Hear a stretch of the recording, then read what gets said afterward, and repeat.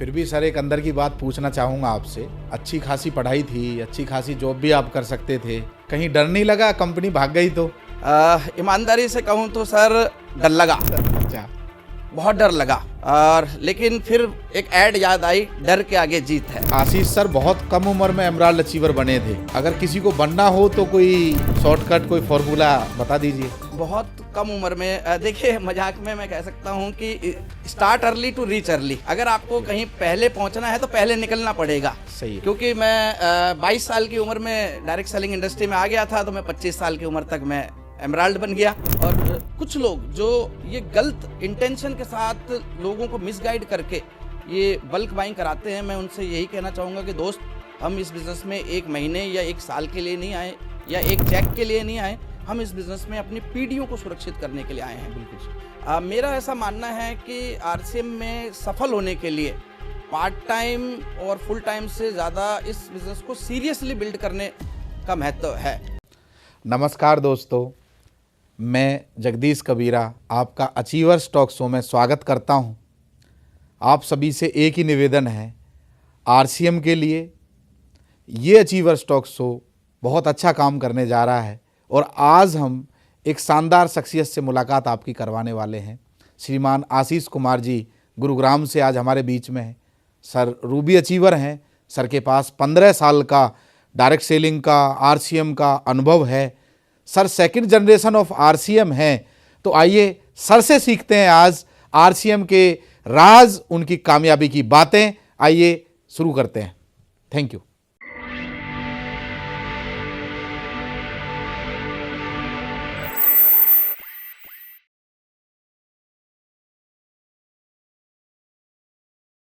तो सर कैसे हैं आप? बिल्कुल फाइन जगदीश जी। आशीष सर, मैं स्वागत करता हूं आपका अचीवर्स टॉक शो में। आज हम बहुत सारी बातें करने वाले हैं, आपके पूरे अनुभव हम पूरे भारत के सामने लाने वाले हैं आपके। तो आशीष सर कहाँ से हैं, थोड़ा अपना बैकग्राउंड के बारे में बताइए। बिल्कुल, thank you very much Jagdish ji. सबसे पहले तो मैं आपको बधाई देना चाहता हूं, जो आपने ये पहल, ये प्रयास शुरू किया है डायरेक्ट सेलिंग इंडस्ट्री की खूबसूरती समाज के लोगों तक पहुंचाने के लिए। मैं दिल से बहुत आभार व्यक्त करता हूं आपका। मैं पिछले 1.5 दशक से इस इंडस्ट्री का पार्ट हूं और ये मैंने बहुत करीब से महसूस किया है ग्राउंड लेवल पे काम करते हुए कि डायरेक्ट सेलिंग के प्रति लोगों में जो छवि है वो बहुत ज़्यादा पॉजिटिव नहीं है। लेकिन जो आपका ये पहल है, ये प्रयास है लोगों तक सही, संपूर्ण और सटीक जानकारी पहुंचाने का, मुझे पूरा विश्वास है कि ये आपका योगदान कमाल करने वाला है। और मुझे बहुत खुशी हो रही है कि मैं इस बड़े अभियान का एक छोटा सा योगदान आज आपके शो के माध्यम से लोगों तक पहुंचा पाऊंगा। जी जी, थैंक यू सर। तो आशीष सर कहाँ से हैं आप, और थोड़ा बैकग्राउंड के बारे में थोड़ा सा बताइए। जगदीश जी, मैं गुड़गांव हरियाणा का रहने वाला हूं और बेसिकली एक मिडिल क्लास फैमिली बैकग्राउंड से बिलोंग करता हूं। फादर साहब भारतीय सेना में थे, तो उनके साथ ही हम रहे शुरुआत से ही और पले बड़े हैं। जहां भी उनका ट्रांसफ़र होता था हम भी उनके साथ चले जाते थे। बहुत बढ़िया, बहुत बढ़िया। तो सर पिताजी का ट्रांसफ़र होता रहता था, तो बचपन कहाँ कहाँ बीता है? जैसा कि मैंने बताया जगदीश जी, वो भारतीय नौसेना में थे, तो नौसेना का ज़्यादातर ट्रांसफ़र समुद्र के आसपास होते हैं। तो जिन जिन एरियो में पोर्ट्स हैं वहाँ वहाँ उनके ट्रांसफ़र हुए। मैंने अपने जीवन का बहुत बड़ा हिस्सा मुंबई में बिताया, क्योंकि बहुत लंबे समय तक वो मुंबई में रहे। उसके बाद हमने गोवा में भी कुछ साल बिताए। कोचीन में भी मैंने अपनी एलकेजी और यूकेजी की पढ़ाई करी। अंडमान निकोबार पोर्ट ब्लेयर में भी नेवी का बेस है, वहाँ पर भी मैंने अपने 2 साल की पढ़ाई करी है। तो इस प्रकार से तरीके से कहूँ तो पूरे हिंदुस्तान में घूमने का मौका मिला फादर साहब के साथ साथ। बहुत बढ़िया सर, बहुत बढ़िया। तो आशीष सर ने कहाँ तक पढ़ाई की है और क्या बनना चाहते थे? देखिए सर, जिस परिवेश में हम पले बड़े होते हैं, हमारा उसके जीवन पे हमारे जीवन पे उसका बहुत बड़ा प्रभाव पड़ता है। क्योंकि मैं शुरुआत से ही एक ऐसे परिवार में पला बड़ा था जहाँ पर ज़्यादातर लोग जॉब करते थे। तो बचपन से एक विचारधारा, माइंडसेट हो गया कि भाई आपको भी बड़ा होकर जॉब करना है। तो मैंने भी उसी सोच के साथ पढ़ाई लिखाई शुरू करी और थैंक्स करता हूँ अपने पेरेंट्स का, उन्होंने अपनी हैसियत से बढ़ चढ़कर हमें पढ़ाया लिखाया। मैंने ग्रेजुएशन किया बीकॉम ऑनर्स से, उसके बाद मैंने मास्टर्स किया कॉमर्स में। और उस समय अकाउंटेंसी में एक फाइनेंशियल मैनेजमेंट का कोर्स चल रहा था, उसका मैंने डिप्लोमा किया और उसके बाद मैंने अपने प्रोफेशनल कैरियर की शुरुआत करी अकाउंटेंसी में। बहुत बढ़िया सर, बहुत बढ़िया। तो फिर सर सब सही चल रहा था, पढ़ाई लिखाई भी ठीक ठाक कर ली आपने, फिर ये आरसीएम कैसे आया आपकी ज़िंदगी में और कब आपने निर्णय लिया कि भाई ये करना चाहिए? बिल्कुल जैसे आम आदमी के जीवन में आता है, ये बिज़नेस मेरे जीवन में भी आया। इस बिज़नेस में जैसा लोग कहते हैं कि यहाँ कोई बाई चॉइस नहीं आता, बाई चांस आता है। तो ये बिज़नेस मेरे जीवन में भी बाई चांस आया। मेरे फादर साहब फौज से रिटायर होके एक प्राइवेट सेक्टर में एमएनसी कंपनी में जॉब कर रहे थे। उन्हीं के साथ काम करने वाले एक कलीग ने उन्हें इस इंडस्ट्री के बारे में बताया और फादर साहब ने बहुत जल्दी इस इंडस्ट्री के विज़न को भांप लिया। और जैसा कि आप जानते हैं, एक किसी समझदार व्यक्ति को अगर कोई बात अच्छी बात समझ में आ जाती है तो सबसे पहले अपने लोगों को बताता है, अपने प्यारे लोगों को बताता है। और एक पिता के लिए उसके पुत्र से प्यारा कोई नहीं होता, तो उन्होंने मुझे इस बिज़नेस के बारे में बताया और इस प्रकार से मेरा इस बिज़नेस में आना हुआ। ठीक है सर, तो बहुत बढ़िया है सर। तो शुरुआत में जैसा रहता ही है सर, फ्रेंड्स का, फैमिली का, रिलेटिव्स का, उन्होंने क्या कहा आपको? ईमानदारी से बताऊं तो सर, शुरुआती अनुभव बहुत ज़्यादा अच्छा नहीं रहा। जैसा कि आप जानते हैं कि इस सोसाइटी में इस कॉन्सेप्ट के प्रति बहुत ज़्यादा पॉजिटिविटी नहीं है। तो जब हमने इस काम को सीरियसली बिल्ड करना शुरू किया, इनिशियल स्टेज पे तो बहुत ज़्यादा नकारात्मकता नहीं थी, क्योंकि हम अपने काम के साथ साथ इस काम को बिल्ड कर रहे थे। फादर साहब भी जॉब कर रहे थे और मैं भी अपने कैरियर के शुरुआती दौर में जॉब के साथ इस काम को कर रहा था। लेकिन जब फादर साहब ने सीरियसली इस काम को बिल्ड करने के लिए जॉब क्विट करने का डिसीजन लिया, उसके बाद चीज़ें थोड़ी सी चेंज होने लग गई। उसके बाद लोगों ने तरह तरह की बातें करी। लोगों ने कहा कि आपका कैरियर ख़राब हो जाएगा, लाइफ बर्बाद हो जाएगी। यहाँ तक कि पीछे से रिश्तेदार आके मम्मी को भड़का जाते थे कि आपके पति और आपके बेटे पे तो किसी ने काला जादू करवा दिया है, जो अच्छी खासी चलती हुई नौकरियों को छोड़कर ये इन धंधों में पड़ गए हैं। यकीन माने सर, बहुत चैलेंज रहा। लेकिन क्योंकि कॉन्सेप्ट की पावर हमने समझी थी, कॉन्सेप्ट की गहराई हमने जानी थी, तो हमने बिल्कुल बेफिक्र होकर काम जारी रखा और rest is the history. Yes, वो सभी रिश्तेदार जो पहले मना करते थे, आज वो हमारे साथ जुड़ के काम कर रहे हैं। बहुत बढ़िया सर, बहुत बढ़िया। तो इसका मतलब सभी के साथ ऐसा होता ही है? बिल्कुल सर, ये तो सबके साथ होता है। चलो बहुत बढ़िया सर, थोड़ा आगे चलते हैं। शुरुआती दौर जो होता है, स्ट्रगलिंग फेस होता है, वहाँ से अचीवर बनने तक आशीष सर ने कैसे काम किया? बहुत अच्छा सवाल है, क्योंकि सर इस इंडस्ट्री में ज़्यादातर लोग पहले चरण में ही वीर गति को प्राप्त हो जाते हैं। अगर एक व्यक्ति शुरुआत अच्छी कर दे तो वो इस बिज़नेस में बहुत ऊंचे लेवल पे जा सकता है।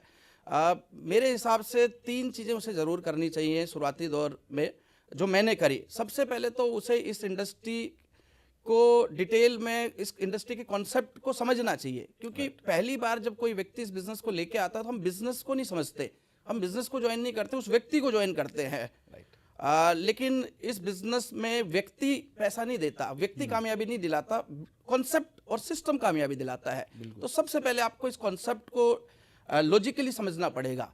और मैंने देखा है कि बहुत सारे लोग इस कॉन्सेप्ट में बुआ के लड़के के कहने पे आ जाते हैं और मौसी के लड़के के कहने पे छोड़ देते हैं। तो मैं चाहूँगा कि जो भी साथी इस काम में लंबी पारी खेलना चाहता है, वो इस काम को सीरियसली समझे। ये काम क्या है, यहाँ पर you build people, people create your turnover and turnover gives you profit. इस कॉन्सेप्ट को आपको समझना बहुत ज़रूरी है। दूसरी चीज़ जो मुझे लगता है अचीवर बनने के लिए शुरुआती दौर में चाहिए कि आपको अपने आप को मेंटली अगले 3 से 5 साल कड़ी मेहनत करने के लिए तैयार करना चाहिए। क्योंकि देखिए, ये बिज़नेस हम इनिशियली पार्ट टाइम शुरू करते हैं और हमें बहुत सारे काम ऑलरेडी कर रहे होते हैं इस काम में आने से पहले, और उसके बाद इस काम के लिए भी समय निकालना है। तो ये तभी पॉसिबल हो सकता है जब हम अपने आप को मेंटली तैयार करके आए हैं कि मुझे कुछ एक्स्ट्रा टाइम इस बिज़नेस में देना है। और तीसरी चीज़ जो मुझे लगती है कि जो बेसिक एक्टिविटीज़ हैं किसी भी काम में आगे बढ़ने के लिए, वो आपको करने के लिए तैयार होना चाहिए। जैसे 100% प्रोडक्ट यूज़, क्योंकि इस बिज़नेस में हमें प्रोडक्ट पे ही काम करना है, तो उसकी जानकारी, उस पर विश्वास होना बहुत ज़रूरी है। इस प्रकार के कुछ बेसिक काम अगर हम करते हैं तो कोई भी व्यक्ति इसमें अचीवर बन सकता है। फिर भी सर एक अंदर की बात पूछना चाहूँगा आपसे। अच्छी खासी पढ़ाई थी, अच्छी खासी जॉब भी आप कर सकते थे, कहीं डर नहीं लगा कंपनी भाग गई तो? ईमानदारी से कहूँ तो सर डर लगा, अच्छा। बहुत डर लगा। और लेकिन फिर एक ऐड याद आई, डर के आगे जीत है। जी। और बिल्कुल काम को सीरियसली किया। कोई भी नया काम होता है, शुरू शुरू में आपको डर लगता है, लगना भी चाहिए। लेकिन जैसे जैसे आप उस काम की गहराई में उतरते हैं, उस काम में मिलने वाली अचीवमेंट्स को समझ पाते हैं, तो वो डर धीरे धीरे कम होता चला जाता है। जी। आपका विश्वास और आपका ज्ञान आपके डर को खत्म कर देता है। तो जैसे जैसे हमने इस इंडस्ट्री में काम करना शुरू किया, विश्वास बढ़ा और उस विश्वास से ज्ञान बढ़ा और ज्ञान ने उस डर को खत्म कर दिया सर। बिल्कुल सही है सर, बिल्कुल सही है, बहुत बढ़िया। अच्छा सर, कंपनियां तो और भी हैं डायरेक्ट सेलिंग में, आरसीएम ही क्यों? सर एक अंदर की बात मैं आपको बताऊं, वैसे तो आप लीडर हैं, आपको ज़रूर पता होगा। इस बिजनेस में इनिशियली व्यक्ति कंपनी को ज्वाइन नहीं करता है। अच्छा। वो उस व्यक्ति को ज्वाइन करता है जो उस प्लान को लेके आए। कंपनी क्या है, उसका कॉन्सेप्ट क्या है, उसका प्लान क्या है, ये तो बहुत बाद में समझ में आता है। तो नए व्यक्ति के साथ शायद ये संभव ना हो कि वो एक कंपनी को चुन के ज्वाइन करे, लेकिन ज्वाइन होने के कुछ बाद काम करने के लिए आपका मन, काम करने के लिए मन बनाने के लिए आपको 3 चीज़ें ज़रूर देखनी चाहिए उस कंपनी में। जी। पहला, उस कंपनी के प्रोडक्ट, क्योंकि यहाँ जो काम, जो टर्नओवर है वो प्रोडक्ट से क्रिएट होने वाला है। सही बात। दूसरा, उस कंपनी का प्लान। जी। और ये जो प्रोडक्ट और प्लान है, ये आपको दिलाएंगे इस बिजनेस में पैसा कितना आ सकता है। और तीसरी चीज जो आपको चेक करनी है, वो देखना है प्रिंसिपल्स, कि आप जिस कंपनी में काम कर रहे हैं उसका मैनेजमेंट और उस मैनेजमेंट की इंटेंशन, एथिक्स, प्रिंसिपल पे चल रहे हैं कि नहीं चल रहे। क्योंकि पहले 2 P, प्लान और प्रोडक्ट, आपको पैसा कितना आएगा ये डिसाइड करते हैं, लेकिन कंपनी का एथिक्स और इंटेंशन ये डिसाइड करता है कि पैसा कब तक आएगा। क्योंकि हम इस बिजनेस में पीढ़ियों के लिए आए हैं, तो हमें एक एथिकल कंपनी के साथ काम शुरू करना चाहिए, मेरा ऐसा मानना है। सर बिल्कुल बहुत बढ़िया बताया आपने। मुझे भी भरोसा तभी हुआ था जब मेरी अपलाइन मुझे भीलवाड़ा लेके गई थी, क्योंकि मैं तो ये आलू चालू टाइप की जो कंपनियां होती हैं, बड़ा डर लगता था परिवार को भी। पर जब मुझे सुनील शर्मा जी, रंजीत सर मुझे लेके गए भीलवाड़ा, और जब वहाँ जाकर मैंने पूरा सेटअप देखा, हर प्रोडक्ट को बनते हुए अपनी आंखों से देखा, तो वो जो भरोसा था ना सर, वो मेरे हिसाब से केवल आरसीएम के पास ही है। बिल्कुल सही कह रहे तो हैं शायद सर मैंने इसीलिए इसमें मेरा विश्वास बना। चलिए सर, थोड़ा आगे चलते हैं हम। आप। बिल्कुल सर। अच्छा सर, डायरेक्ट सेलिंग व ट्रेडिशनल बिजनेस जो होता है, उसमें आपके हिसाब से क्या अंतर है? ईमानदारी से बताऊं तो जगदीश जी, मुझे ऐसा लगता है कि मैं इस सवाल के जवाब देने के लिए उचित व्यक्ति नहीं हूं, क्योंकि मेरा डायरेक्ट सेलिंग में तो मेरा अनुभव है, लेकिन ट्रेडिशनल बिजनेस मैंने नहीं किया है। ओके। लेकिन फिर भी इन 17 सालों में मैंने बहुत सारे ऐसे साथियों के साथ एक्टिवली फील्ड में काम किया है जिन्होंने ट्रेडिशनल बिजनेस किया है। तो मुझे तो ये लगता है कि उनके विचार सुनने के बाद और उनकी फीलिंग्स को जानने के बाद कि डायरेक्ट सेलिंग 110% बेहतर है ट्रेडिशनल बिजनेस के मुकाबले। जो सबसे बड़ी चीज़ जो मुझे लगी, ट्रेडिशनल बिजनेस में जो भी काम करने होते हैं, डायरेक्ट सेलिंग में वो सारे काम आपके लिए एक कंपनी करती है। चाहे वो पैसे को इन्वेस्टमेंट करना हो, चाहे वो प्रोडक्ट डिज़ाइन करना हो, चाहे वो प्रोडक्ट मैन्युफैक्चर करना हो, चाहे वो प्रोडक्ट को की डिलीवरी पहुंचानी हो, या प्रोडक्ट के ऊपर टैक्सेशन या लीगल मैटर्स को देखना हो, या प्रोडक्ट की क्वालिटी कंट्रोल करना हो, या अकाउंट्स मेंटेन करना हो। इन शॉर्ट, मुझे तो ऐसा लगता है कि जितने भी जिम्मेवारियां, लाइबिलिटी वाले काम हैं, यहाँ पर आपके लिए कंपनी करती है, और आपको तो सिर्फ प्रॉफिट का पार्टनर बना दिया जाता है। जबकि ट्रेडिशनल बिजनेस में ये सारे तामझाम, ये सारे पापड़ आपको बेलने पड़ते हैं। सही बात है। तो मुझे लगता है कि सर बिल्कुल ट्रेडिशनल बिजनेस से 1000 गुना ज़्यादा बेहतर है डायरेक्ट सेलिंग। बिल्कुल सही है सर, बिल्कुल सही है। और थोड़ा आगे चलते हैं सर। नया डायरेक्ट सेलर जो आज जुड़ रहा है, उसे ऐसे कौन से 3 काम जरूर करने चाहिए जिससे उसकी सक्सेस पक्की हो जाए? बहुत अच्छा सवाल है सर। एक नए डायरेक्ट सेलर को वैसे तो 3 काम नहीं, हर वो काम करना चाहिए जो उसके एक्टिव, इफेक्टिव, ग्रोइंग अपलाइन उसे सजेस्ट करती है। लेकिन मेरा ऐसा मानना है, 3 अगर काम मैं बताना चाहूँ, तो पहला काम उसे ज़्यादा से ज़्यादा लोगों से मिलना चाहिए जी। क्योंकि ये बिजनेस नेटवर्क मार्केटिंग का है, और नेटवर्क मार्केटिंग में जब तक आप एक बड़ा नेटवर्क नहीं तैयार करते, आप एक बड़ी टीम नहीं बना पाते, तब तक आप इस बिजनेस में बहुत बड़ी इनकम तक नहीं पहुंच पाएंगे या बहुत बड़ी सफलता हासिल नहीं कर पाएंगे। और हर मीटिंग में शुरुआत में ही बता दिया जाता है मोर प्लान मोर बिजनेस। तो इसमें पहला काम जो आपको बड़ा अचीवर बनाएगा वो है ज़्यादा से ज़्यादा लोगों को आपको प्लान दिखाना है। दूसरी चीज़ जो मुझे लगता है वो है इस बिजनेस में आपको आगे बढ़ने के लिए बड़ा मंच पे पहुंचने के लिए आपको ज़्यादा से ज़्यादा सीखने पे ध्यान देना चाहिए। The more you learn the more earn earn. Right. क्योंकि हम जिस बैकग्राउंड से आए हैं वहाँ पर हमारे को इस प्रकार की इंडस्ट्री की, इस प्रकार के काम की कोई औपचारिक नॉलेज नहीं दी गई, कोई एजुकेशन नहीं दी गई। बिल्कुल सही। तो यहाँ पर ये नई फील्ड है हमारे लिए। हो सकता है हम अपनी फील्ड के डॉक्टर हो सकते हैं, हम अपनी फील्ड में इंजीनियर हो सकते हैं, हम अपनी फील्ड के सफलतम व्यक्ति हो सकते हैं, लेकिन इस बिजनेस में आने के बाद हमें जीरो से इस बिजनेस को, इस बिजनेस के तरीकों को, इस बिजनेस में काम आने वाली स्किल्स को सीखना पड़ेगा। तो हमें जो भी हमारी अपलाइन गाइड करे वहाँ से हमें ज़्यादा से ज़्यादा ज्ञान हासिल करना है। और तीसरा जो काम हमें करना है वो ये करना है कि हमें अपने आप को अगले 3 साल के लिए, 3 से 5 साल के लिए मेंटली प्रिपेयर करना है इस काम में कड़ी मेहनत करने के लिए। लोग क्या करते हैं, थोड़ी सी कुछ अचीवमेंट आती है कंफर्ट जोन में चले जाते हैं। और मुझे ऐसा लगता है कि इस बिजनेस में कंफर्ट जोन ने जितने लोगों की, जितने भविष्य में बनने वाले डायमंड्स की बलि ली है, शायद ही कोई ऐसी चीज हो जिसने उतना नुकसान पहुंचाया हो इस इंडस्ट्री को। बिल्कुल सही है सर। थोड़ा लीडरशिप क्वेश्चन की तरफ चलते हैं सर, क्योंकि आपके अनुभव से बहुत लोग सीखने वाले हैं, बहुत लीडर तैयार होने वाले हैं। तो सवाल ये है सर कि एक रॉयल्टी अचीवर को अपना शेड्यूल किस हिसाब से बनाना चाहिए कि वो जल्दी से जल्दी टेक्निकल अचीवर बन जाए? बहुत अच्छा सवाल है सर ये।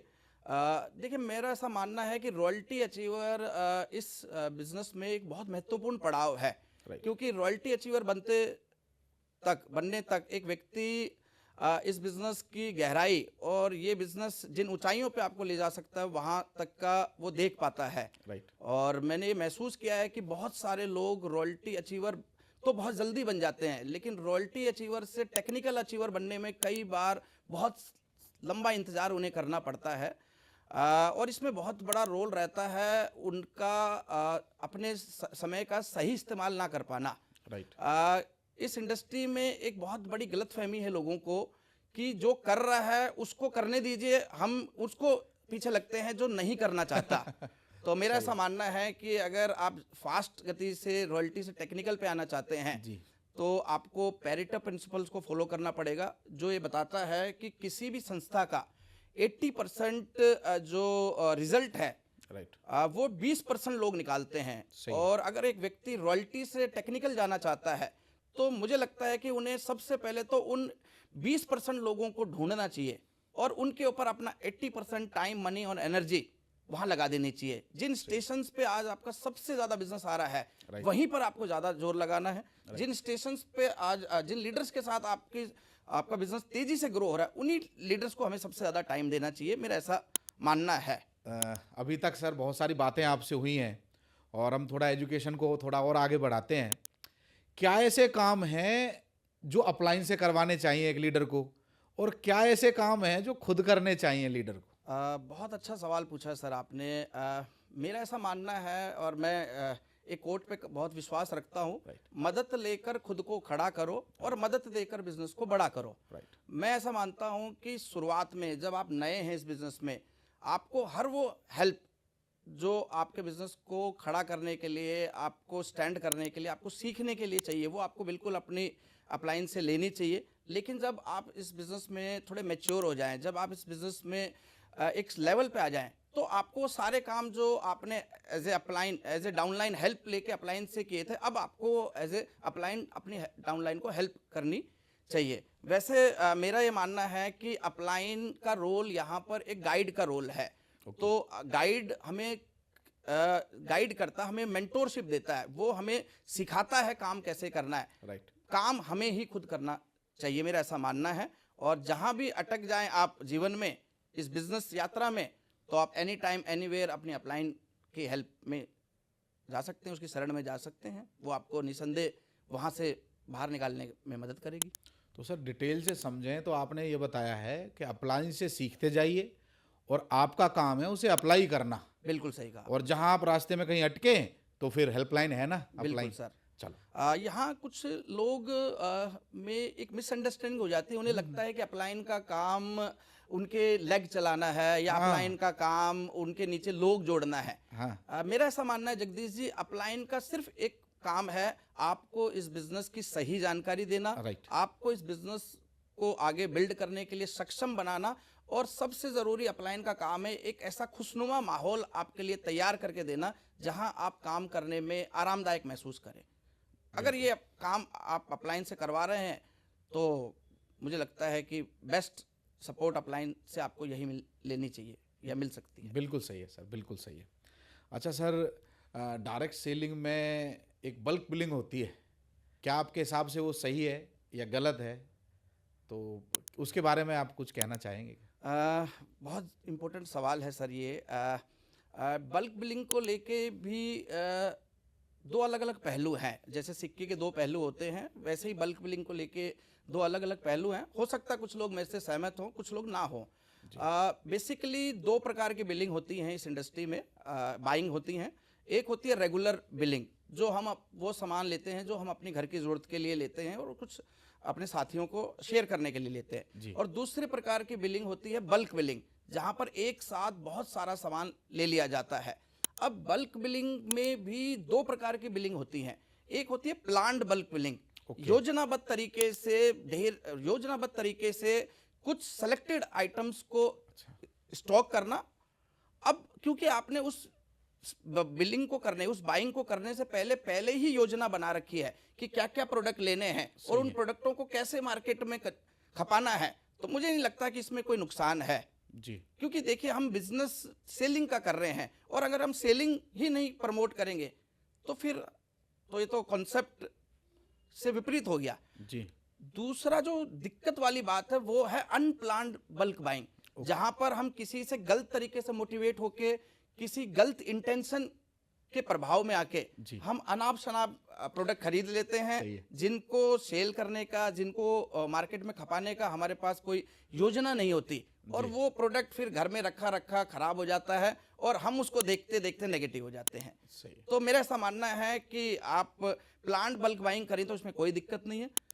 और कुछ लोग जो ये गलत इंटेंशन के साथ लोगों को मिसगाइड करके ये बल्क बाइंग कराते हैं, मैं उनसे यही कहना चाहूँगा कि दोस्त, हम इस बिज़नेस में एक महीने या एक साल के लिए नहीं आए या एक चेक के लिए नहीं आए, हम इस बिज़नेस में अपनी पीढ़ियों को सुरक्षित करने के लिए आए हैं। बिल्कुल सही। और अगर हमें पीढ़ियाँ सुरक्षित करनी है तो हमें अपने बिज़नेस को एथिक्स पे बिल्ड करना पड़ेगा। और एथिक्स ये कहता है कि किसी को मिसगाइड करके गलत तरीके से बिल कटवाना कतई सही नहीं माना गया है, मेरा ऐसा मानना है। बहुत बढ़िया सर, बहुत बढ़िया। तो हमें रेगुलर इनकम चाहिए तो रेगुलर परचेजिंग पे ज़्यादा काम करना चाहिए। बिल्कुल सर, बिल्कुल। और प्लान्ड अगर कुछ है तो अपलाइन से सलाह लेके उस पर काम करना चाहिए। बिल्कुल किया जा सकता है सर। ठीक है। मैं ऐसे लोगों को जानता हूं जो महीने में लाखों रुपए का सेलिंग कर रहे हैं। राइट। तो लाखों रुपए की सेलिंग करने के लिए वो भी तो बाइंग कैटेगरी में आ गया ना, बल्क बाइंग में आ गया, लेकिन उनके पास योजना है। राइट। कि वो जो प्रोडक्ट बिलिंग करेंगे उसको कैसे कंज्यूम करेंगे, कैसे उसको खपाएंगे।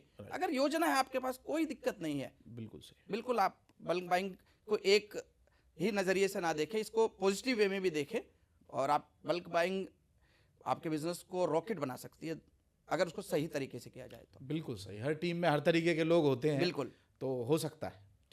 चलिए सर, आगे चलते हैं। लोगों का, आम लोगों का सर अक्सर ये मानना है कि ये जो काम है ना, ये कम पढ़े लिखे लोगों का काम है, पर ज़्यादा पढ़े लिखे लोगों को किस तरह प्लान दिखाएं कि वो इसकी ताकत को समझे और हमारी टीम में आ जाएं। बिल्कुल उचित सवाल पूछा सर आपने जगदीश जी। बिल्कुल सही है कि इस बिज़नेस में पढ़े लिखे लोगों को लाना थोड़ा सा चैलेंज है। लेकिन मेरा ऐसा मानना है कि पढ़े लिखे लोग इस काम को और बेहतर तरीके से कर सकते हैं। कमज़ोर लोग आपका बोझ बढ़ाते हैं और मजबूत लोग आपका बिजनेस बढ़ाते हैं। राइट। अब ये आपको डिसाइड करना है कि आपको कमज़ोर लोग लाकर बोझ बढ़ाना है या मजबूत लोगों को लाके, पढ़े लिखे लोगों को अपना बिजनेस लाके अपना बिजनेस बढ़ाना है। हाँ, कुछ चैलेंज रहते हैं मजबूत और पढ़े लिखे लोगों के साथ, वो जल्दी से कन्विंस नहीं होते। हो सकता है आपकी पर्सनैलिटी शुरुआती दौर में वैसी ना हो जो उनको कन्विंस कर पाए, तो यहाँ पर आप एक प्रभावशाली अपलाइन की हेल्प लेके उनको बिजनेस में ला सकते हैं। यहाँ पर आप उनको किसी बड़े इवेंट में ले जाके, जहाँ बहुत इलेक्ट्रीफाइंग माहौल हो, वहाँ उस इवेंट में ले जाके आप उनको इस बिजनेस में ला सकते हैं।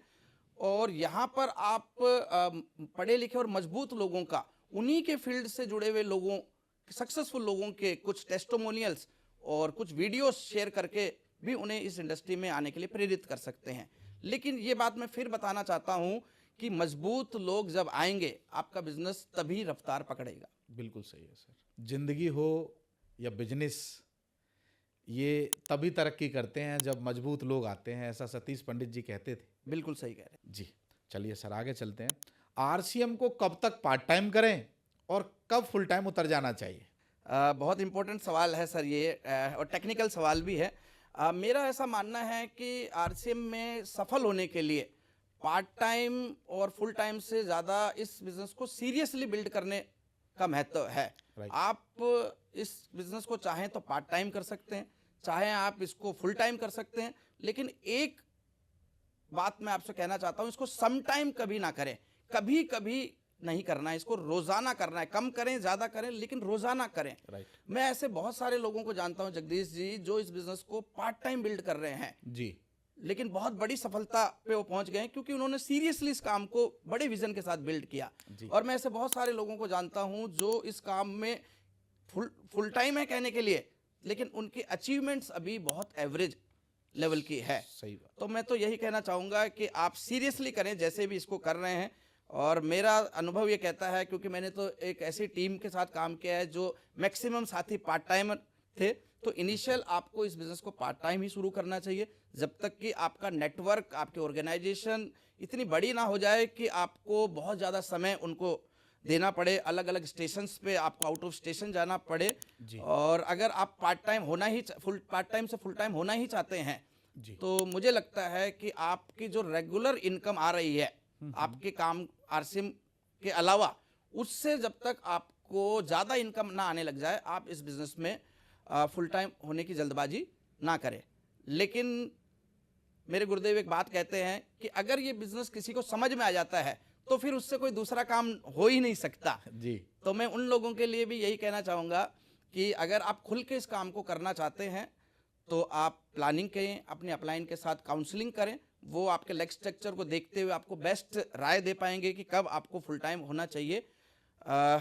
अगर इस तरीके से आप काम करेंगे तो बिल्कुल मुझे लगता है कि आप इस बिज़नेस में बड़ी ऊंचाइयों पे जा सकते हैं। और मैं तो एक कोट पे काम करता हूँ, खुलकर खेलो, मिलकर खेलो, अब होगा बड़ा खेला। जी सर, अब हम 2025 में आ गए हैं सर। बिल्कुल सर। तो ये बताते हैं, सोशल मीडिया का दौर है, हर बिजनेस सोशल मीडिया पे आ रहा है, तो डायरेक्ट सेलिंग जो है, सोशल मीडिया क्या रोल निभा सकता है अभी इस समय? बहुत महत्वपूर्ण सवाल है सर आपका। आज के युग में डायरेक्ट सेलिंग में सोशल मीडिया का बहुत इम्पोर्टेंट रोल है जी, क्योंकि डायरेक्ट सेलिंग से पहले सोशल मीडिया का हमारी लाइफ में बहुत इम्पोर्टेंट रोल है। अगर एक एवरेज आंकड़ा हम पढ़ें, पिछले दिनों एक रिपोर्ट मैंने पढ़ी तो मुझे पता चला कि लगभग 6 घंटा एक व्यक्ति एवरेज अपने पर डे सोशल मीडिया पे लगा रहा है। इसका मतलब 30 दिन में उसने 180 घंटे लगाए, और अगर हम इसको 24 घंटे के दिन से विभाग करें, डिवाइड करें, तो लगभग 7 से 8 दिन, 30 दिन के महीने में एक व्यक्ति सोशल मीडिया पे रहता है जी। तो आप कल्पना करें, ये 7 से 8 दिन जब व्यक्ति सोशल मीडिया पे रहता है तो हमें मिलना भी उसी प्लेटफॉर्म पे पड़ेगा उससे जी। कुछ साल पहले तक ये जो टाइम आज हम सोशल मीडिया पे लगा रहे हैं, ये टाइम हम घूमने फिरने में, सामाजिक गतिविधियों में जाने में, खेलने कूदने में लगाते थे, और हम लोगों से वहीं मिलते थे और वहीं हमारी प्रोस्पेक्टिंग हो जाती थी। क्योंकि अब ये टाइम वहाँ नहीं लग रहा, डिजिटल प्लेटफॉर्म पे लग रहा है, तो हमें उनको मिलने के लिए, उन तक अपनी बात पहुँचाने के लिए, उनको अप्रोच करने के लिए हमें भी इस डिजिटल प्लेटफॉर्म पे आना पड़ेगा। और मुझे लगता है कि सोशल मीडिया एक बहुत इम्पैक्टफुल तरीका है अपनी बात लोगों तक जल्दी और ज़्यादा लोगों तक पहुंचाने का। तो मैं तो यही निवेदन करूंगा, आवाम करूंगा सभी मेरे साथियों से कि वो सोशल मीडिया को बहुत सीरियसली अपने जीवन शैली में इम्प्लीमेंट करें, लेकिन हमें ये ज़रूर ध्यान रखना है कि हम सोशल मीडिया का इस्तेमाल करें, ना कि सोशल मीडिया हमारा इस्तेमाल करे। राइट। तो अगर हमें लोगों तक पहुंचना है, सोशल मीडिया से आपकी लिस्ट वाइड हो जाती है। अब आपकी लिस्ट एक सीमित दायरे में नहीं, अब आप पूरी हिंदुस्तान में अपनी प्रोस्पेक्टिंग कर सकते हैं, लोगों से टच कर सकते हैं। आउट ऑफ स्टेशन, जो कि नेटवर्क मार्केटिंग का एक बहुत महत्वपूर्ण पहलू होता है बड़ा बिजनेस खड़ा करने के लिए, उसमें भी सोशल मीडिया के माध्यम से आप बहुत कमाल का काम कर सकते हैं। तो मेरा तो ये मानना है कि आज के युवा को सोशल मीडिया का बहुत समझदारी से और ज़्यादा से ज़्यादा इस्तेमाल करके अपने नेटवर्क को बड़ा रूप देना चाहिए। बिल्कुल सही है सर। यहाँ मैं कुछ ऐड ऑन करना चाहूँगा सर। जी सर। जैसे मोबाइल में हज़ारों ऐप हम इंस्टॉल करके रखते हैं, बिल्कुल। सारी काम की हमारे नहीं होती हैं, पर कुछ ऐप ऐसी हैं जो हमारे बहुत काम की हैं। तो एक डायरेक्ट सेलर को काम की चीज़ें तो सीख ही लेना चाहिए। बिल्कुल सीखना अभी चाहिए। हमें पोस्टर बनाने के लिए बहुत सारी चीज़ों की ज़रूरत पड़ती है, शॉर्ट वीडियो अपने खुद के बनाने के लिए, टेस्टिमोनियल प्रोडक्ट के बनाने के लिए। तो वो छोटे छोटे काम जो अभी हमारे लिए ज़रूरी हैं, वो तो सोशल मीडिया पे सीखने चाहिए। बिल्कुल सीखना चाहिए। और उन लोगों से दूर रहना चाहिए जो लोग इधर उधर रील्स वगैरह इधर उधर की आती रहती हैं, केवल मनोरंजन की हैं, जिससे हम सीख नहीं पा रहे हैं। तो उनसे दूर ही रहना चाहिए, क्योंकि सोशल मीडिया तो समुंदर है सर। हर व्यक्ति अपना ज्ञान देगा। बिल्कुल। तो और काम फ्री की का, बात है। जहाँ जहाँ फ्री का ज्ञान बांटना होता है वहाँ तो भीड़ पहुँच ही जाती है। बिल्कुल सही मैं ये समझता हूँ कि व्हाट्सअप और जूम दो ऐसे सोशल मीडिया प्लेटफॉर्म हैं जिनको हम बहुत इफेक्टिवली अपने नेटवर्क को ट्रेंड करने के लिए और अपने नेटवर्क को एक्सपेंड करने के लिए यूज़ कर सकते हैं। बिल्कुल। 2020 से पहले हो सकता है जूम के बारे में बहुत ज़्यादा जागरूकता नहीं थी सोसाइटी में, लेकिन जिन लोगों ने 2020 के उस महामारी के बाद अपने आप को डिजिटली कन्वर्ट कर लिया, मैं महसूस कर पा रहा हूँ वो फिजिकली वाले काम करने वाले साथियों के मुकाबले और ज़्यादा दूर तक अपनी पहुंच और पकड़ बना पाए हैं। तो मेरा निवेदन है कि व्हाट्सएप और जूम को तो हमें प्रोफेशनल वे में यूज़ करना सीखना चाहिए। बिल्कुल बिल्कुल बिल्कुल सर। चलिए, बहुत बढ़िया सर। हम पूरे पॉडकास्ट का एक सेगमेंट पार कर चुके हैं। अब अगली तरफ चलते हैं सर, थोड़ा आगे। बिल्कुल सर। जैसे ही लोगों को पता चला कि आशीष सर आने वाले हैं, पूरे हिंदुस्तान से सर पूरी बड़ी सी लिस्ट है, पर कुछ चुनिंदा सवालों को हमने लिया है सर। तो एक बड़ा सवाल है सर, वेस्ट बंगाल से आया है, सुमन ठाकुर जी का। सर, टीम में लोग रेगुलर परचेज नहीं करते, क्या करें? सुमन जी ने बहुत इम्पोर्टेंट सवाल पूछा है सर, और मेरा ऐसा मानना है ये केवल सुमन जी का सवाल नहीं है, ये इस इंडस्ट्री में काम करने वाले लगभग हर साथी का सवाल होगा कि लोग बिजनेस में ज्वाइन तो कर लेते हैं लेकिन वो इस बिजनेस में रेगुलर परचेजिंग नहीं कर पाते। इसके बहुत सारे कारण हो सकते हैं। हो सकता है वो ज़बरदस्ती ज्वाइन हो गया हो सकता है उसे सही जानकारी दे के ना ज्वाइन करवाया गया हो, या हो सकता है कि उसके एरिया में प्रोडक्ट की अवेलेबिलिटी ही ना हो।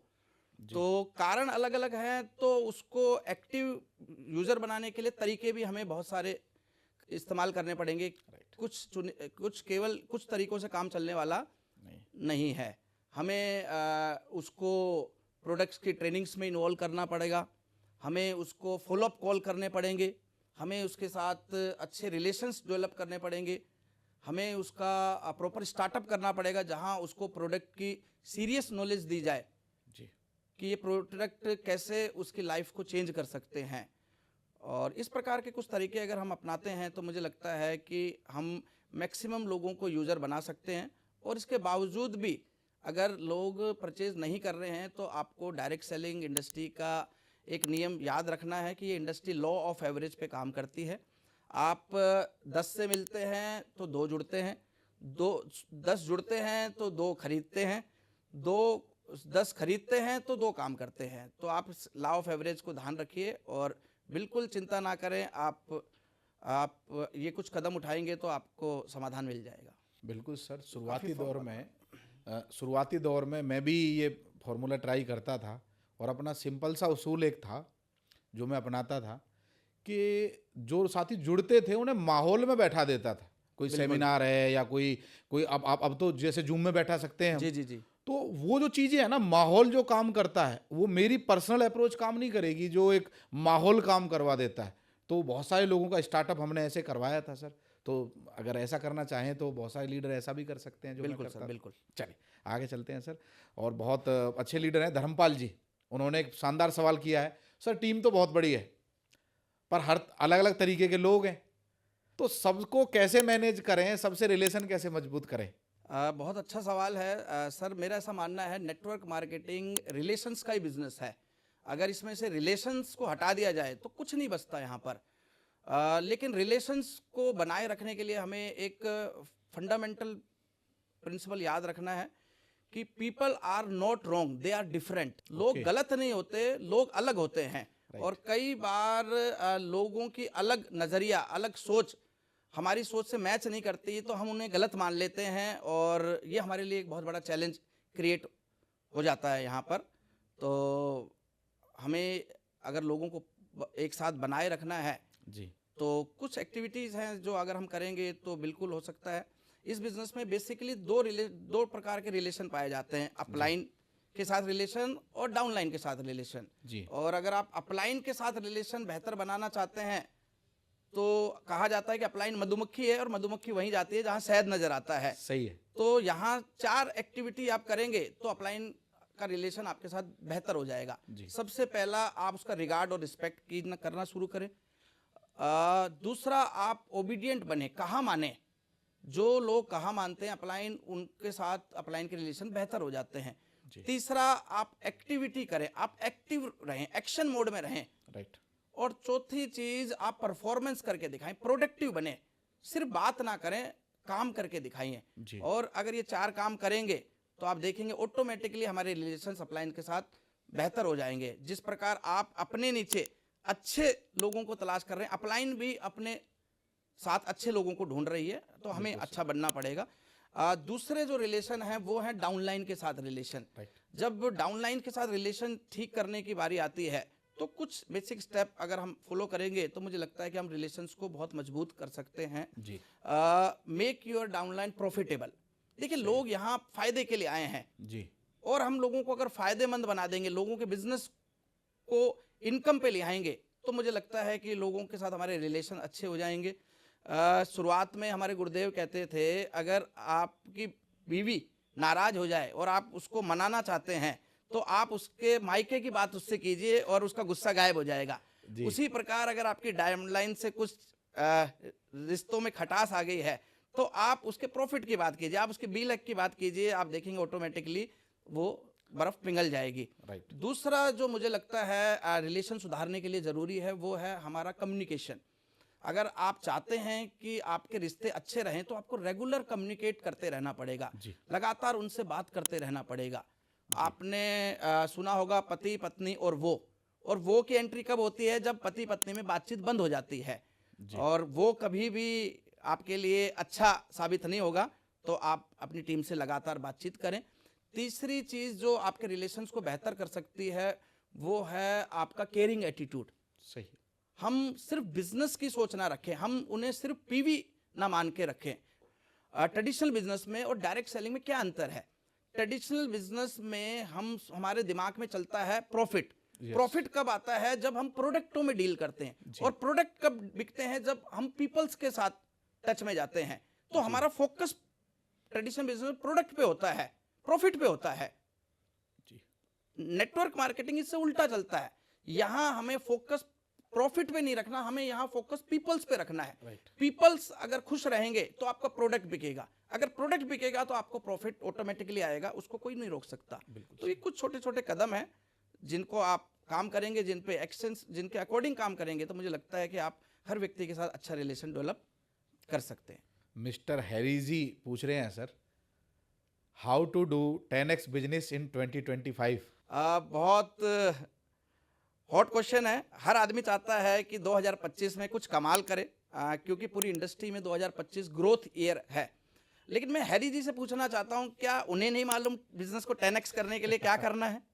बिल्कुल मालूम होगा उन्हें। अगर हमें बिजनेस को 10x करना है तो हमें अपनी एक्टिविटीज को 10x करना पड़ेगा, हमें अपने वाइटल साइंस को 10x करना पड़ेगा, हमें अपने काम करने की स्पीड को 10x करना पड़ेगा, हमें अपने स्टेशंस को 10x करना पड़ेगा, हमें अपनी हर चीज को 10x कर देगा। अगर हम अपने प्रयासों को बढ़ा देंगे तो हमारे परिणाम बेहतर होते चले जाएंगे।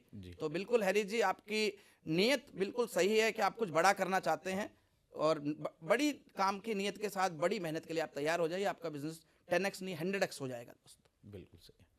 चलिए सर, सोनू शर्मा जी पूछ रहे हैं सर, टीम बहुत जल्दी इनएक्टिव हो जाती है, एक्टिव रखने के लिए क्या काम करें?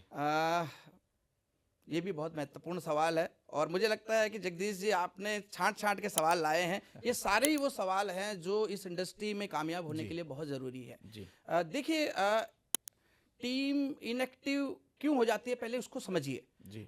इस बिजनेस में दो प्रकार के लोग होते हैं इनएक्टिव भी। एक जो काम शुरू ही नहीं किया, जी। जिसने ज्वाइन हो गया और काम शुरू ही नहीं किया, जी। यानी बिना काम शुरू किए ही इनएक्टिव है। और एक कैटेगरी उनकी होती है जिन्होंने कुछ समय काम किया और फिर जाके इनएक्टिव हुए। ओके। तो हमें इन दोनों के पीछे के कारणों को समझना पड़ेगा। जिस व्यक्ति ने काम शुरू ही नहीं किया, हो सकता है वो शायद किसी एक प्रोडक्ट को यूज करने के लिए ही जुड़ा हो। सही है। हो सकता है वो किसी लालचवश जुड़ गया हो और उसे इस बिजनेस में आके समझ में आ गया हो कि यहाँ तो फ्री में कुछ नहीं मिलने वाला। जी। या हो सकता है कि वो किसी को ओबलाइज करने के लिए या अपना पीछा छुड़ाने के लिए ज्वाइन हुआ हो। जी। तो अगर उसका इंटेंशन ही काम करने का नहीं है तो हम उससे बहुत ज्यादा उम्मीद यहाँ ना पालें। इंपॉर्टेंट ये है कि जिस साथी ने काम करना शुरू कर दिया था वो इनएक्टिव हो गया है, तो वहां हमें थोड़ा सा समझने की जरूरत है। देखिए, मुझे ऐसा लगता है कि हर आदमी इस बिजनेस में जो आता है, चाहे वो मजबूरी में आए या मर्जी से आए, वो आए कैसे भी, आने के बाद वो कामयाब होना चाहता है। सही है। लेकिन कामयाब होने के लिए काम करना पड़ता है और काम करने से पहले उसके दिमाग में कुछ सवाल, कुछ डाउट होते हैं। जी। वो डाउट जब तक क्लियर नहीं होते वो खुल के काम नहीं कर पाता है। जी। मुख्यतः तीन सवाल मुझे लगता है कि लोगों के जहन में बाधा बनते हैं जो उन्हें एक्टिवली काम या फ्री होके काम नहीं करने देते। जी। पहला सवाल है कि क्या यह काम करने लायक है। जी। क्योंकि मार्केट में, जैसा कि मैंने आपको बताया, कि इस इंडस्ट्री के प्रति बहुत ज़्यादा पॉजिटिविटी नहीं है अभी तक, तो उसके दिमाग में बहुत सारे संदेह चलते रहते हैं। दूसरा जो सवाल है जो उसको इनएक्टिव बनाए रखता है वो है, क्या मैं भी इस काम को कर सकता हूँ। जी। क्योंकि बाहर रिजल्ट्स को देख के, कई कामों को देख के हम पॉजिटिव हो जाते हैं, प्रेरित हो जाते हैं। जैसे हमने फिल्मों में काम करते हुए अमिताभ बच्चन के बारे में सुना कि एक फिल्म के 400 करोड़ रुपए कमा लिए, तो हम एक्साइटेड हो गए जी। कि यार फिल्मों में काम तो किया जा सकता है, काम तो करने लायक है। जी। लेकिन फिर बाद में बैक ऑफ द माइंड आता है, यार अमिताभ बच्चन तो कर सकता है, मेरे बस की बात नहीं है। जी। या हमने टीवी में सुना कि धोनी ने पिछले साल 600 करोड़ रुपए कमाए क्रिकेट से, तो हमारे मन में आया कि यार क्रिकेट काम तो करने लायक है। लेकिन फिर वही दिमाग में विचार आता है कि धोनी तो कर सकता है, मैं नहीं कर सकता। जी। तो ये दूसरा डाउट है। इसके लिए हमें उनको इवेंट सेमिनार्स में ले जाना चाहिए, जहां पर जाके वो हर वर्ग के लोगों को काम करते हुए देख के और सफल होते हुए देख के प्रेरित होंगे और उनका ये डाउट क्लियर हो जाएगा और वो एक्टिव हो सकते हैं वहां पर। एक और डाउट है जो लोगों को काम करने से रोकता है, वो है अगर मैं इस काम को आने वाले कुछ साल लगातार करूं तो मुझे क्या मिल सकता है। जी। देखिए, बाहर हम जो भी काम करते हैं उस काम के परिणाम हमें लगभग पहले से पता होते हैं। एक व्यक्ति जॉब कर रहा है, उसे मालूम है मुझे सैलरी कितनी मिलेगी, कब मिलेगी। जी। एक किसान खेती कर रहा है, उसे मालूम है 1 बीघा में कितना धान होगा और कितने का बिकेगा। लेकिन इनिशियली यहाँ पर क्या होता है कि शुरुआत में एक व्यक्ति को ना तो ये मालूम है कितने दिन बाद पैसा आएगा और ना ही ये पता होता कि कितना पैसा आ सकता है। जी। तो वो कहीं ना कहीं उसके दिमाग में वो डाउट है, उसको रोकता है काम करने से। जी। तो ये कुछ डाउट हैं जो अगर हमने क्लियर कर दिए तो मुझे लगता है कि हर आदमी यहाँ कामयाब होने आया है और वो काम करना चाहता है। कुछ और पॉइंट्स हैं जिनको हम एड ऑन कर सकते हैं। इन डाउट्स को क्लियर करने के लिए आप उसे अपनी एक्टिव इफेक्टिव ग्रोइंग अपलाइन से मिलवाइए, जी। जिनसे मिलकर जिनकी सक्सेस के टेस्टिमोनियल्स को देख के वो प्रेरित हो सकता है। आप उन्हें माहौल में लेके जाइए, उन्हें बड़े बड़े इवेंट्स में लेके जाइए, आप उन्हें सक्सेसफुल कामयाब लोगों की स्टोरीज दिखाइए। आप उन्हें उन्हीं वो जिस फील्ड से आते हैं उसी फील्ड से किसी कामयाब व्यक्ति से आप उनका इंट्रोडक्शन करवाइए। और मुझे ये लगता है कि ये कुछ चीज़ें हैं, अगर हम ये करने को तैयार हो जाते हैं तो हर व्यक्ति को हम इस बिजनेस में एक्टिव कर सकते हैं। जितेंद्र गोला जी आगरा से पूछ रहे हैं, सर स्टूडेंट या जो लोग पढ़ाई कर रहे हैं बच्चे, उनके लिए आरसीएम कैसे एक बेहतर ऑप्शन हो सकता है? सबसे पहले तो मैं थैंक्स करूंगा जितेंद्र जी का कि उन्होंने एक ऐसा सवाल पूछा जो मेरे दिल के बहुत करीब है। जी। दोस्तों, मैं इस बिज़नेस में 22 साल की उम्र में आया। जब मैं पढ़ाई ही कर रहा था एक तरीके से। और मुझे ऐसा लगता है कि ये इंडस्ट्री स्टूडेंट्स के लिए one of the best industry है, बेस्ट कैरियर ऑप्शन है। वैसे तो बहुत सारे कैरियर ऑप्शन है उनके पास, वो डॉक्टर बन सकते हैं, इंजीनियर बन सकते हैं, वकील बन सकते हैं, लेकिन अगर एक व्यक्ति फ्री लाइफ जीना चाहता है तो उसको नेटवर्क मार्केटिंग को एज ए कैरियर ज़रूर लेना चाहिए। अगर हम कैरियर को थोड़ा सा डिटेल में जाएं, कैरियर शब्द के, तो एक व्यक्ति एक ऐसे काम, किस काम को कैरियर मानता है जिसमें उसे 3 चीज़ें चाहिए एक अच्छे कैरियर के लिए। सबसे पहला रेगुलर एंड ग्रोइंग इनकम, लगातार और बढ़ते हुए क्रम में इनकम आए। दूसरा, एक अच्छा कैरियर में एक व्यक्ति पॉजिटिव वर्किंग एनवायरनमेंट ढूंढ रहा है कि वहाँ लेग पुलिंग ना हो, वहाँ लोग उसे केकड़े की तरह नीचे खींचने पे ना जोर लगाएं बल्कि सपोर्ट करके ऊपर उठाने का प्रयास करें। और तीसरा, वो जो काम कर रहा है वो काम कुछ साल मेहनत करने के बाद उस मेहनत का फायदा उसकी अगली पीढ़ी को भी मिल सके। और जब हम ये तीनों चीज़ें देखते हैं तो मुझे लगता है कि डायरेक्ट सेलिंग इंडस्ट्री और आरसीएम बिजनेस से बढ़िया और शानदार प्लेटफॉर्म कोई हो ही नहीं सकता जहाँ पर ये तीनों चीज़ें आपको एक साथ मिल सकती हैं। और वैसे भी आप मुझे बताइए ना, अगर हम हिंदुस्तान में एक सर्वे करवाएं, जो बच्चे स्कूल में पढ़ रहे हैं, कि आप स्कूल में क्यों पढ़ रहे हैं, तो वो एक ही बात कहेंगे कि हमें बड़ा होकर नौकरी करनी है। और नौकरी क्यों करनी है? क्योंकि हमें पैसा कमाना है। जब आपको पैसा, मान सम्मान, पहचान, शोहरत, सुरक्षा, सब चीज़ इस प्लेटफॉर्म से मिल सकता है, तो क्यों आपको अलग अलग प्रकार के प्लेटफॉर्म पे तलाश करनी है? तो मुझे लगता है कि स्टूडेंट्स के लिए तो ये बेस्ट ऑप्शन है। इंडस्ट्री के लिए भी स्टूडेंट्स एक बेस्ट प्रोस्पेक्ट के रूप में काम करते हैं, क्योंकि देखिए ये इंडस्ट्री ड्रीमर्स की इंडस्ट्री है और युवा लोगों में ड्रीम्स होते हैं। They are the best prospect for the industry. दूसरा, युवा आदमी वर्क फ्रीडम चाहता है, वो काम तो करना चाहता है, मेहनत करने से नहीं कतरा रहा, लेकिन वो चाहता है कि काम वो अपनी सुविधा, अपने वर्किंग आवर्स के हिसाब से कर सके। ये इंडस्ट्री उसको मौका देती है।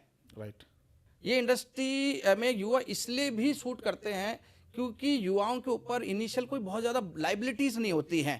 वो एक उम्र के इस पड़ाव में होते हैं कि वो 3, 4, 5 साल कुछ एक्सपेरिमेंट कर सकते हैं अपनी लाइफ के साथ। सही है। तो मुझे लगता है कि जितेंद्र गोला जी, ये सवाल आपका ही नहीं है, आपके माध्यम से मैं लाखों युवाओं को ये मैसेज देना चाहता हूँ, अगर वो अपने यूथ का रियल पोटेंशियल निकालना चाहते हैं तो वो कुछ साल ज़रूर डायरेक्ट सेलिंग इंडस्ट्री के प्लेटफॉर्म को यूज़ करें। और बिल्कुल शानदार काम है, सभी युवाओं का वेलकम है इस इंडस्ट्री में। बिल्कुल, बहुत बढ़िया सर।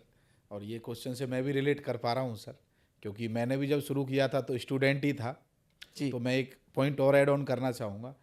जो भी स्टूडेंट हमें देख रहे हैं, सुन रहे हैं, कि उन्हें इंटरव्यू भी देना हो तो हेजिटेशन होती है। बिल्कुल, हमारे पास डिग्री तो है पर एक हेजिटेशन इतना अंदर तक है, क्योंकि मैंने जब बीकॉम किया तो उसके बाद कंप्यूटर का डिप्लोमा ले लिया, सब कुछ ले लिया, पर मन एक डर था। तो एक स्टूडेंट के अंदर जो डर होता है इंटरव्यू को फेस करने को लेके या कम्युनिकेशन स्किल को लेके, तो ओवरऑल पर्सनैलिटी को लेके, तो आरसीएम एक बेहतर ऑप्शन है आपकी पर्सनैलिटी में 4 चांद लगाने के लिए। पार्ट टाइम एक कैरियर के रूप में एक स्टूडेंट को इसलिए भी करना चाहिए। बिल्कुल जी, बेहतर नहीं सर, बेस्ट ऑप्शन है। मैं ये मानता हूँ, लाखों रुपए खर्च करके जो एमबीए का स्टूडेंट नहीं सीख सकता 4 साल में, ये तो है, वो एक व्यक्ति इस बिजनेस में 2 साल प्रैक्टिकली फील्ड में काम करते हुए सीख सकता है। और वो लाखों रुपए वो एमबीए स्टूडेंट खर्च करके सीखेगा, हम वो लाखों रुपए कमाते हुए सीख सकते हैं इस इंडस्ट्री से। तो मुझे लगता है सर, यूथ के लिए तो ये बेस्ट प्लेटफॉर्म है। जी। जीतू जी कोसी उत्तर प्रदेश से पूछ रहे हैं, सर हमें बताया गया है कि बी लैग चलाओ बस, तो ए लैग में कितना समय दें, नहीं दें, क्या करें? कन्फ्यूजन हूँ सर, ए में काम करूँ कि बी में काम करूँ? बहुत सही सवाल पूछा जीतू जी ने। देखिए, इस बिज़नेस में जैसा हमने बताया था कि इनिशियली हमें कोई व्यक्ति ज्वाइन कराने आता है तो हो सकता है उस व्यक्ति को भी ज़्यादा नॉलेज ना हो, और जिस व्यक्ति ने हमें ज्वाइन कराया है, उसने हमें जो बता दिया, हमें उसी को सही मान के उस पर अमल करना पड़ता है। लेकिन धीरे धीरे जब इस काम को आप करना शुरू करते हैं और आप इस काम की गहराई में उतरते हैं, तो मुझे लगता है कि हमें समझ में आ जाता है कि इस बिज़नेस में सिर्फ हमें एक लेग पे नहीं, हमें दोनों ही लेगों पे काम करना है और हमें दोनों ही लेगों की जिम्मेवारी लेनी है। मैं ऐसा मानता हूँ कि जो लीडर दोनों ही दो लेगों पे काम करता है मिनिमम, ए और बी दोनों की जिम्मेवारी लेता है, वो लीडर इस बिजनेस में बड़ी ऊंचाइयों पे जाता है। मैंने तो यहाँ तक सुना है कि ए लेग पे काम करके आपकी पहचान बनती है और बी लेग पे काम करके आपकी इनकम बनती है। तो अब ये आपको डिसाइड करना है कि आपको सिर्फ इनकम कमानी है तो आप बी लेग पे लगे रहिए, और आपको इनकम और पहचान दोनों बनानी है तो आपको ए और बी पे काम करना चाहिए। ए और बी दोनों आपका बिजनेस है, आपको अपने बिजनेस की पूरी जिम्मेवारी और पूरी पकड़ बना के रखनी चाहिए, मेरा ऐसा मानना है। बहुत बढ़िया। एक अज्ञात लीडर एक सवाल पूछ रहे हैं सर, अगर टीम में लीडर केवल अपनी ही चलाएं तो हमें क्या करना चाहिए? बहुत अच्छा सवाल पूछा जिन्होंने भी ये पूछा है। दोस्त, हमें सबसे पहले तो ये समझना पड़ेगा लीडर कौन होता है। जी। लीडर वो इंसान है जो जिम्मेवारी लेने के लिए तैयार है, और अगर कोई व्यक्ति जिम्मेवारी ले रहा है तो हम उसको लीडर मान सकते हैं, और जो जिम्मेवारी लेने को तैयार नहीं है हम उसे लीडर नहीं मान सकते। तो अगर कोई ऐसा व्यक्ति जिसके आप ये कहना चाह रहे हैं कि वो अपनी ही चला रहा है, तो इसमें हमें समझना है कि इसमें उसकी और आपकी नहीं है, इसमें तो सिस्टम की चलती है। जो व्यक्ति सिस्टम के अनुसार काम करेगा वो लीडर है, और जो सिस्टम के अनुसार काम नहीं करना वो लूजर है। तो आप ये चेक कीजिए कि जिस लीडर से की आप बात कर रहे हैं, अगर वो सिस्टम के अनुसार बात कर रहा है तो आपको 100% उनकी बात को मानना चाहिए, और अगर आपको ऐसा लगता है कि वो सिस्टम से विपरीत कोई बात कह रहे हैं तो मुझे लगता है कि आपको अब खुद लीडर बन जाना चाहिए और आपको सिस्टम के हिसाब से काम करना चाहिए। और एक बहुत अच्छा सवाल है सर, जो मैं भी आपसे ललायत हूँ पूछने के लिए, कि आशीष सर बहुत कम उम्र में एमराल्ड अचीवर बने थे। अगर किसी को बनना हो तो कोई शॉर्टकट, कोई फॉर्मूला बता दीजिए। बहुत कम उम्र में, देखिए मजाक में मैं कह सकता हूँ कि start early to reach early. अगर आपको कहीं पहले पहुंचना है तो पहले निकलना पड़ेगा। सही है। क्योंकि मैं 22 साल की उम्र में डायरेक्ट सेलिंग इंडस्ट्री में आ गया था, तो मैं 25 साल की उम्र तक मैं एमराल्ड बन गया। ये तो रही मजाक की बात। लेकिन मुझे लगता है कि लीडर का पूछना चाहते हैं कि जल्दी ऐसे क्या काम करें जिससे कि हम जल्दी अचीवमेंट ले लें। जी। तो 3 काम हम कर सकते हैं। सबसे पहला काम, हमें 100% कमिटमेंट के साथ एक लक्ष्य बना के काम करना पड़ेगा। जी। देखिए, जैसे मैं इस बिजनेस में आया तो मैंने एक लक्ष्य बनाया कि मुझे मैं शादी तभी करूंगा जब मैं एमराल्ड बन जाऊंगा और 1 लाख रुपए की इनकम कमाना शुरू कर दूंगा। अच्छा। और मैंने उस लक्ष्य को पूरा करने के लिए फिर कमर तोड़ मेहनत करी। मैंने दिन को दिन नहीं समझा, रात को रात नहीं समझा, क्योंकि जब आप कोई कमिटमेंट कर लेते हैं अपने आप से तो फिर आपको रोकने वाला कोई नहीं है दोस्त। दूसरी चीज़ जो मुझे लगता है जिसने मुझे कम उम्र में अचीवमेंट बनाया, मैंने जोड़ी बनाकर काम किया। अच्छा। अगर आप मेरे शुरुआती कुछ लीडर्स को देखें, चाहे वो दिनेश चंद जी हो, चाहे वो बलदेव जी हो, चाहे वो आलोक यादव जी हो, चाहे वो नवीन सैनी जी हो, चाहे वो धर्मपाल सोलंकी जी हो, तो वो कहीं ना कहीं हम उम्र थे। और हम उम्र लोगों के साथ हमारी एक जैसी ट्यूनिंग थी, एक जैसी माइंडसेट थी। तो मैंने तो यहाँ तक सुना है कि जोड़ियाँ बनेंगी और रिकॉर्ड टूटेंगे इस इंडस्ट्री में। जी। और तीसरी चीज़ है जिसने मुझे कम उम्र में अचीवर बनाया, तो मैं मानता हूँ कि आपको मेंटली 3 से 5 साल काम करने के लिए तैयार होकर आना पड़ेगा दोस्त। बिना काम किए बड़ी सफलता मिल ही नहीं सकती। आपको हर वो काम करना पड़ेगा जो आपको ऊंचाइयों पे ले जा सकता है। तो अगर आप मेंटली प्रिपेयर होकर आएंगे बड़ा काम करने के लिए, बड़ी मेहनत करने के लिए, तो ये इंडस्ट्री आपको बड़ी अचीवमेंट देने के लिए तैयार बैठी है। तो सर जी, अब रैपिड फायर राउंड की तरफ हम जा रहे हैं और बहुत मज़ेदार सेगमेंट रहता है ये, आपको फटाफट जवाब देने हैं। जी सर। सर, किसी ने कोई मज़ेदार बहाना बनाया है सेमिनार में ना आने का? बिल्कुल। एक बार मुझे वाकया याद आता है, एक व्यक्ति को जब भी मैं सेमिनार में आने के लिए कहता तो वो एक ही बहाना बनाता कि सर मैं जब भी मीटिंग में आता हूँ मेरी बाइक पंचर हो जाती है, इसलिए मैं मीटिंग में नहीं आना चाहता। अच्छा। तो सर मुझे लगता है कि ये सबसे फनी बहाना सुना मैंने आज तक। और वैसे भी कामयाब होने से बचने के बहाने ही हो सकते, कामयाबी से बचने का कोई कारण तो हो नहीं सकता। सही बात है। अच्छा, आशीष सर की पहली इनकम कितनी थी आरसीएम से? मेरी पहली इनकम थी 512 रुपया, क्योंकि जब हम ज्वाइन हुए थे उस समय किट आता था 1500 रुपये का, और उस किट की पीवी होती थी 1280। अच्छा। और 4 किट हमने ज्वाइन करवाए थे 4 लोगों को पहले महीने 5,000 का स्लैब लगा था, 5120 रुपए का बिजनेस हुआ था और उसका 10% मिला था, तो 512 रुपए का चेक आया था, जहाँ तक मुझे याद है। अच्छा अच्छा अच्छा। तो डायरेक्ट सेलिंग को लेकर सबसे बड़ी गलतफहमी क्या है? डायरेक्ट सेलिंग को लेके सबसे बड़ी गलतफहमी ये है कि यहाँ कुछ नहीं करना पड़ता, पैसे अपने आप आ जाता है। मैं यही कहना चाहूँगा दोस्त, यहाँ भी दूसरे अन्य बिजनेस की तरह समय लगाना पड़ता है, मेहनत लगानी पड़ती है, हर वो चीज़ आपको सीखनी पड़ती है जो आपको यहाँ इनकम देती है। तो फ्री में कुछ नहीं मिलता, यहाँ पर भी मेहनत करनी पड़ती है। सही है सर। 1 मिनट में अगर किसी को भी आरसीएम बताना हो कि आरसीएम ये है तो कैसे बताएंगे? मैं उससे सवाल पूछूंगा, क्या आप अपने और अपने परिवार को हेल्दी और वेल्दी बनाने की किसी अपॉर्चुनिटी के बारे में जानने के इंटरेस्टेड हैं? जी। और मुझे लगता है कि अगर वो तैयार होगा तो फिर मैं उसको प्लान दिखाऊंगा, नहीं तो मैं उसको। आपके हिसाब से सफलता का सबसे बड़ा दुश्मन कौन है? इस बिज़नेस की बात कर रहे हैं तो मुझे लगता है कि इस बिज़नेस में आपकी सफलता का सबसे बड़ा दुश्मन है आपका दिमाग, और उसका अपनी अपलाइन के सामने इस्तेमाल करना। जी, बहुत बढ़िया सर, मज़ेदार। एक बुक जो आशीष सर हर किसी को चाहेंगे पढ़ना चाहिए। मुझे लगता है कि डेविड जेम्स वॉट की बड़ी सोच का बड़ा जादू हर व्यक्ति को पढ़नी चाहिए, क्योंकि हम जिस इंडस्ट्री में काम कर रहे हैं वो बड़ी सोच की इंडस्ट्री है। जितनी सोच को आप बड़ा कर पाएंगे इस इंडस्ट्री में, आप उतना ही बड़े अचीवमेंट हासिल कर पाएंगे। मुझे इस बुक ने बहुत हेल्प किया इनिशियल स्टेज पे अपनी सोच को विकसित करने के लिए, बड़ा करने के लिए। आपकी सफलता की सबसे बड़ी वजह? इस बिज़नेस में मेरी सफलता की सबसे बड़ी वजह है कि मैंने जो मेरी अपलाइन ने बोला, मैंने उसको 100% यस सर बोल के फील्ड में उतार दिया उस काम को। आशीष सर की ड्रीम डेस्टिनेशन ट्रिप टीम के साथ? टीम के साथ मेरी ड्रीम डेस्टिनेशन ट्रिप है दुबई में डेजर्ट सफारी करते हुए नाइट काउंसलिंग करना। क्या बात है, बहुत बढ़िया सर। आशीष सर के रोल मॉडल? मेरे रोल मॉडल मेरे फादर साहब हैं। My father is my hero. आपका फेवरेट प्रोडक्ट?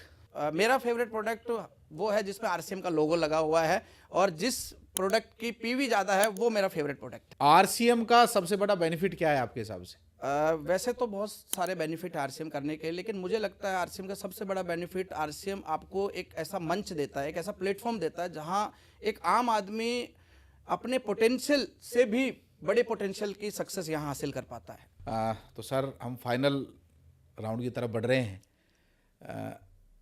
आज अखबार में, सोशल मीडिया पर ये छाया हुआ है कि 2025 स्पेशल है, तो डायरेक्ट सेलिंग के लिए ये 2025 क्यों स्पेशल है, एक लीडर के लिए क्यों स्पेशल है, तो आपका पॉइंट ऑफ व्यू जानना चाहेंगे।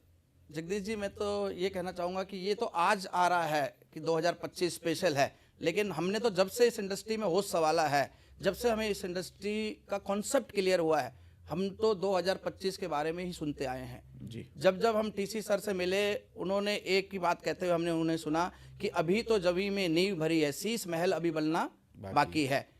कभी उन्होंने हमें कहते हुए सुना कि अभी तो आर्थिक आज़ादी के सिपाहियों की भर्ती हो रही है, असली लड़ाई तो 2025 में शुरू होगी। जी। या फिर जब हम इंडस्ट्री के दिग्गज मेंटोर से मिले, या फिर हमने इंडस्ट्री पे छपे हुए लेख रिपोर्ट्स को पढ़ा, केपीएमजी की रिपोर्ट को पढ़ा, तो उसमें भी हमने 2025 का जिक्र सुना। और हमारे मेंटोर गुरुदेव रामकिशन जी के मुंह से भी जब भी हमने सुना 2025 की उनके ड्रीम्स और उनके विज़न के बारे में सुना, तो हम तो 2025 के लिए बहुत पहले ही मेंटली प्रिपेयर हो गए थे। लेकिन मुझे लगता है कि रियल में 2025 डायरेक्ट सेलिंग इंडस्ट्री के लिए एक महत्वपूर्ण साल है। ये पूरी इंडस्ट्री के लिए एक ग्रोथ ईयर साबित होने वाला है, और स्पेशली आरसीएम बिजनेस के लिए। वैसे तो आरसीएम 2025 में अपनी सिल्वर जुबली बना रहा है, लेकिन मेरे को ये कहते हुए कतई गुरेज नहीं है कि आरसीएम सिल्वर जुबली बना रहा है, लेकिन ईरा गोल्डन चल रहा है। राइट। क्योंकि ये जो दौर है इंडस्ट्री का, ना आज से 10 साल पहले ऐसा समय आया था, ना आज से 10 साल बाद ऐसा समय आने वाला है। This is the golden period. हर चीज इस इंडस्ट्री को आगे बढ़ाने के लिए तैयार है। हमारी सरकार जो एक समय हमारे लिए सबसे बड़ी बाधा थी, वो आज इंडस्ट्री को प्रमोट कर रही है। हमारी सोसाइटी, सामाजिक मान्यता का अभाव हमारे लिए एक समय बहुत बड़ी बाधा थी, आज हमारी सोसाइटी इसको एक्सेप्ट कर रही है। और हर बड़ी कंपनियां कुछ बड़ा करने के लिए तैयार हैं। टीसी सर की तैयारियां आपने देख ली हैं, कंपनी की तैयारियां आपने देख ली हैं, कंपनी अपने आप को अपग्रेड कर रही है, अपने प्लान को अपग्रेड कर रही है, अपने डिलीवरी सिस्टम को अपग्रेड कर रही है, अपने प्रोडक्ट की क्वालिटीज़ को अपग्रेड कर रही है, अपने काम करने के तरीके को अपग्रेड कर रही है। तो मुझे लगता है कि जो व्यक्ति रियल में कुछ बड़ा काम करना चाहता है उसे 2025 को हल्के में नहीं लेना चाहिए। और मुझे तो ये कहते हुए भी कोई संदेह नहीं है कि पिछले 25 सालों में जो काम हुआ है शायद अगले 5 सालों में उससे बड़ा काम इस इंडस्ट्री में होने वाला है। तो 2025 में हर लीडर को अपनी मेहनत को 10x कर देना चाहिए, अपनी तैयारियों को 10x कर देना चाहिए, अपने एफर्ट्स को 10x कर देना चाहिए, तभी वो इस 2025 का रियल आनंद या रियल फ़ायदा ले पाएंगे। बहुत बढ़िया सर। तो आशीष सर का अनुभव कैसा रहा सर? अचीवर्स टॉक शो पर आकर पूरा भारत आपको देख रहा है, क्या कहना चाहेंगे सर? मैं दिल से आपको धन्यवाद करना चाहूँगा जगदीश जी। आपने जो ये पहल शुरू करी है, जो आपने प्रयास किया है कि इस इंडस्ट्री की सही जानकारी लोगों तक पहुँचा के उन्हें जागरूक करना, ये कमाल का प्रयास है और मैं दिल से आपको सलाम करता हूँ, सलूट करता हूँ। आप बहुत कमाल का काम कर रहे हैं सर, और वेल डन। और जब जब हमें मौका मिलेगा हम प्रयास करेंगे हम आपके इस प्रयास में और ज़्यादा योगदान दे पाएँ। जी बहुत बहुत धन्यवाद सर। और कुछ फाइनल मैसेज जो आपकी तरफ से आप देना चाहेंगे हिंदुस्तान को? बिल्कुल दोस्तों, मैं यही कहना चाहूँगा कि अब समय बदल गया है।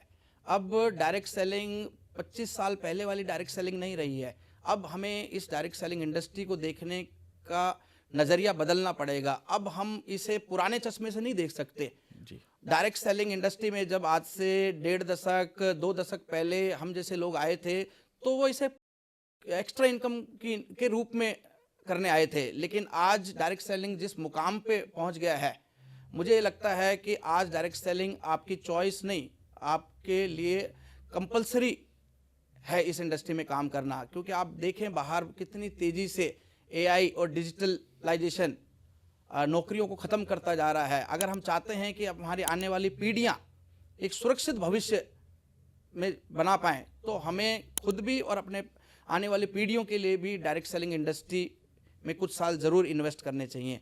और इस इंडस्ट्री में अगर आप बड़ा कुछ करना चाहते हैं तो आरसीएम बिजनेस, टाइगर टीम और ये ऑर्गेनाइजेशन बिल्कुल आपके साथ खड़ी हुई, आपकी मदद करने के लिए तैयार है, आपको हर वो सपोर्ट देने के लिए तैयार है जो आपको इस इंडस्ट्री में आगे बढ़ने के लिए चाहिए।